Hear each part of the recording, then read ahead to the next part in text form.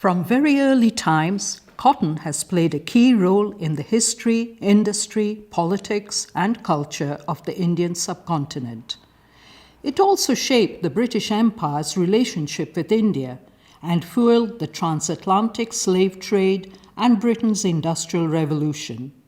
India was the world's largest cotton textile producer when Cromford Mill was first developed. By the 1830s, India's cotton industry was in decline, and the country had become a major export market for British cotton textiles. Sheffield South Asian volunteers have reflected on the importance of the connections forged through cotton between India and Derbyshire by writing poems. Threads That Tie by Debjani Chatterjee. Cotton stretched between our lands, tender threads tie us. Silk stretched between us, jute, tea, cricket, yoga, blood, strong strings of shared history. Several of our poems reflect on the cultural and spiritual importance of the Indian weaver saint Kabir. Kabir's Weaving Song by Ranveer Richmond Brough. I float lightly on the surface of my spinning frame, the sun's breath searing down, lighting up my every pore. Change fills the air, echoes call for a new beginning. All is still and calm pervades as my mind turns inwards. Ram Ram, come, warp and weft, sing with me, Ram Ram. I place my kismet in my Guru's beckoning hand. Kabir asks, O Guru, reveal to me my purpose. Each interweaving of the loom answers my question. The cloth is strong, yet soft and supple. My life is blessed. Ram Ram, come, warp and weft, sing with me, Ram Ram. Other poems highlight the political significance of Gandhi's adoption of cotton spinning as a symbol of Indian independence and non-violent resistance to British rule. 15th August 2017 by Debjani Chatterjee. Charkha, spinning, singing songs of independence, 70 years on this day. We have also been inspired by this Punjabi pre-independence folk ballad. ਦੇ ਚਰਖੇ ਨੂੰ ਗੇੜਾ ਲੋੜ ਨਹੀਂ ਤੋਪਾਂ ਦੀ ਤੇਰੇ ਬੰਬਾਂ ਨੂੰ ਚੱਲ ਨਹੀਂ ਦੇਣਾ ਗਾਂਧੀ ਦੇ ਚਰਖੇ ਨੇ ਸਾਡਾ ਦੇਸ਼ ਆਜ਼ਾਦ ਕਰਾਇਆ ਗਾਂਧੀ ਦੇ ਚਰਖੇ ਨੇ Ply the spinning wheel and you will not require cannons. The spinning wheel of Gandhi will not allow your bombs to explode. The spinning wheel of Gandhi brought us freedom. Oh, freedom. Oh, freedom. Oh, freedom over me. Life on the cotton plantation was violent and brutal for enslaved people. Under the threat of the whip, they were forced to labor in the fields from light until night. Finally, fatigued from their labor, they scraped together a meager meal from the rations and stole just a few hours of rest before the overseer forced them from their sleep to start another day of misery on the plantation. For enslaved people born on plantations, life was often short and many children didn't survive. Mothers carried their babies to the fields, slung on their backs, and tied them on the damp ground alone. They were unable to tend to them whilst they worked. Left alone, the babies cried with hunger and were exposed to the scorching rays of the sun and to ants, mosquitoes, snakes, and even alligators. Plantation owners bought enslaved people at auctions. Mary Prince remembered the trauma of being sold and separated from her family. In the marketplace, my heart throbbed with grief and terror.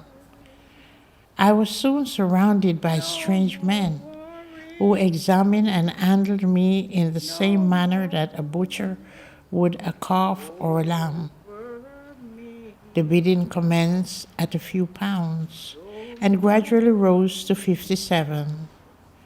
I then saw my sisters led forth and sold to different owners.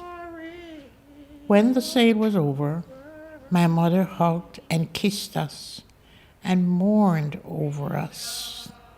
Some enslaved people risked their lives to run away from the plantation. Harriet Jacobs, herself enslaved, described how one plantation owner made cruel use of the cotton gin to punish James, a recaptured man. He was punished with hundreds of lashes and cuts from head to toe. Then the owner ordered he be put into the cotton gin, which was screwed down and became his prison. When he had been in it for 4 days and 5 nights, a horrible stench came from the gin.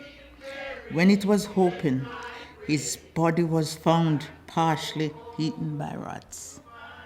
It will never be known how many attempted to escape, but were captured again, and how many found their freedom. Others resisted enslavement more directly through rebellion.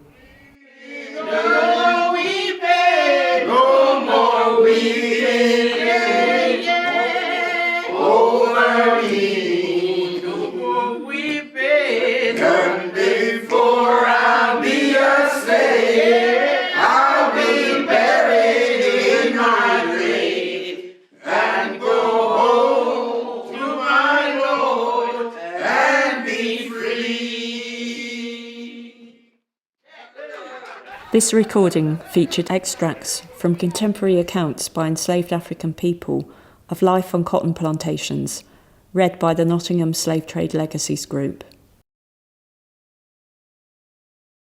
I'm Abigail Bernard. The cotton picked, gathered and weighed in the Caribbean, destined for Belper Mill in Derbyshire, came from the hands of enslaved labour of men, women and children at the Mount Pleasant estate in Carrickoo. They were owned by the Tarleton family of Liverpool. My ancestors lived and worked on this estate, one of whom was Mr. York Quashie. I am proud to be his 3 times great-granddaughter. Their silent voices, life's courage and sacrifices will never be forgotten. I remember him. We will remember them. My name is Daniel Shade. My connection to the Mount Pleasant estate is via the Quashie and Shade family. My 3 times great-grandfather, York Quashie, was born a slave on the estate. His ancestors came from the Cromanti nation in Ghana. The Cromantis are an empowered nation. Carrickoo folklore speaks about the Cromantis helping slave rebellion leader Julian Fedon to escape Grenada and come to Carrickoo following the valiant effort to rebel against slavery. My other connection is my 2 times great-grandfather, John Shade, a plantation manager for Alfred Tarleton, 2 times great-grandson of Thomas Tarleton. A sack full of cotton. Of course, cotton came from Liverpool via pack horse, but where was that import sourced? Enslaved Africans were forced and whipped and flogged and beaten to ensure the supply of cotton. The traces of a landscape shaped by the slave trade. Visible legacies still last of the industrial past. But what about our legacy? We whose ancestors died through slavery, enabled an empire to rise higher, to climb hills and build mills as they wiped their hands clean of the places they'd been onto white cotton handkerchiefs. Further pain will be continuously caused if we don't include the story before Wilberforce. My legacy, my ancestry, my great-great-grandmummy worked to her grave for a sack full of cotton. Yes, sir, no, sir, 3 bags full, sir. The mills were bulging as she lay starving. Cotton couldn't save my ancestors from an early grave. Make some room to reshuttle the loom with the African lives whose blood coloured the dye, each life woven into the triangular pattern formed in the middle passage, crossing the ocean. Oh, cotton, Though some have forgotten, the threads of slavery can't escape. They're woven delicately into the Derwent landscape. I'm part of the Nottingham Slave Trade Legacies Volunteers group, representing the African Caribbean community. As a child, I came to Cromford with school trips, and there was no representation of me as a black person or people like me. So it kind of made me feel sad that there was no recognition of where and how the cotton came to be in the country. And I think that was the hidden history that I didn't like. I feel better now that we've had some input and that there's representation of me. So if a child who looks like me came to this place, they would be able to recognise someone that looked like them. As a British Indian and member of Sheffield's Hindu community, I was naturally excited when we embarked on a series of heritage projects exploring the links between Britain and India in Derbyshire. As a writer and storyteller, I do enjoy sharing my traditions, sharing my skills. So it's been really nice having this project. It just gives me a real buzz when I can share stories and I can see that people are enjoying them. And I know that whether they realise it or not, they're also learning a lot of things at the same time. I'm a historical geographer from the University of Nottingham, working on the Derwent Valley cotton industry. I've been collaborating with academic colleagues, local African, Caribbean and Asian heritage community volunteers and heritage partners. We've focused on tracing where the raw cotton used in the valley came from and the people involved in its production. This information and our collaborative reflections are bringing new and diverse understandings of the cotton story. Through these, we aim to create reparative histories which recognise the contributions of enslaved and colonised peoples to the Derwent Valley Mills and to the British cotton industry more broadly. The Arkwright Society has been pleased to support and encourage the Global Cotton Connections project to promote greater awareness about the hidden histories in the Derwent Valley. We have been involved throughout the project, and this has helped to inform the way we present this topic on our guided tours. The additional interpretation in the Visitor Centre at Building 17 has enabled us to discuss these issues even further. We recognise the disquiet that can be felt in talking about this part of our shared history and the challenge of providing well-informed and balanced interpretation. Most of our visitors have heard about Arkwright in connection with the water frame. His technological innovations and the establishment of a mass production system in his water-powered mill here in 1771 triggered the exponential growth of the British cotton industry. We want our visitors to learn more about the enormous consequences that this had on people all around the world. Highlighting the connection with the Indian cotton industry and the transatlantic slave trade encourages our visitors to think about this aspect of British history from different perspectives. Arkwright established a factory method of production and built a huge cotton spinning empire for which he would have needed vast supplies of raw cotton. Unfortunately, we have no surviving archives to tell us from where he sourced this raw material.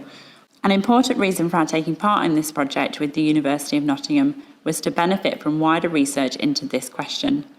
The UCL research into the Slavery Compensation Act shows no record of the Arkwrights having owned enslaved Africans, though like the Strutts they used plantation cotton despite some evidence of abolitionist sympathies.